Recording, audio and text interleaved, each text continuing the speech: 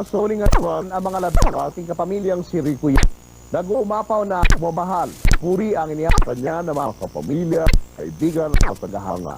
Ang pagbabalik tanaw sa madamdaming libing sa report ni Humilya. May isaros din ang tinanong funeral toy mula sa school sa Green Hills 1 ang Manila Memorial sa Paranaque. Saan palang maraming nag-aabot para tunghayan ang paglalakbay ni Rico. Eksakto 12 huminto ang tap. May 10 taong mula sa museo.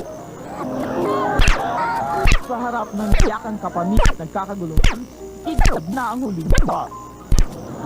God and Lord, as the family members and everything who has loved him. We are guided, Lord. Thank you for giving to us.